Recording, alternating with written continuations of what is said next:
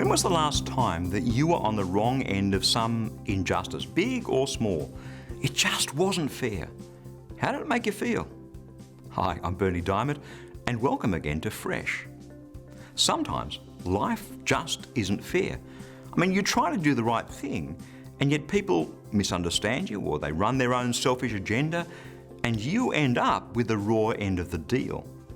That sense of unfairness, that sense of being at the wrong end of an injustice, isn't something that any of us likes all that much.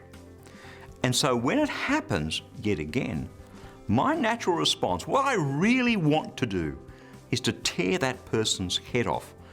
And believe you me, verbally, I have the capacity to do just that.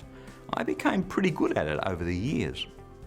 But being a follower of Jesus these days, that option isn't open to me anymore. 1 Peter chapter 2, verses 18 to 20. Slaves, be willing to serve your masters.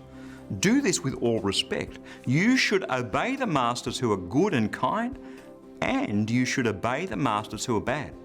One of you might have to suffer even when you have done nothing wrong.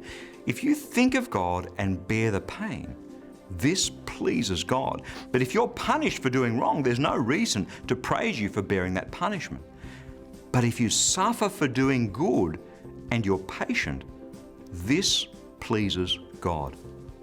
Think about the injustice of being a slave. Now imagine that you're wrongly punished and beaten. Injustice heaped upon injustice.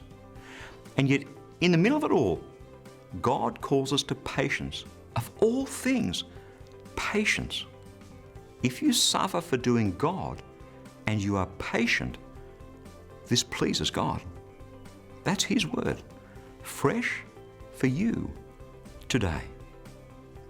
It takes power to be patient. It takes power to be silent. It takes power not to grumble and complain in the face of an injustice.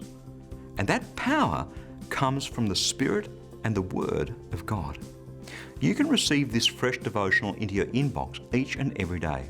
Just stop by at ChristianityWorks.com and you'll see the fresh sign up right there at the top of the homepage. It's completely free. And when you do subscribe, you'll immediately receive a copy of my ebook, How Can I Hear God Speak to Me? That web address again is ChristianityWorks.com.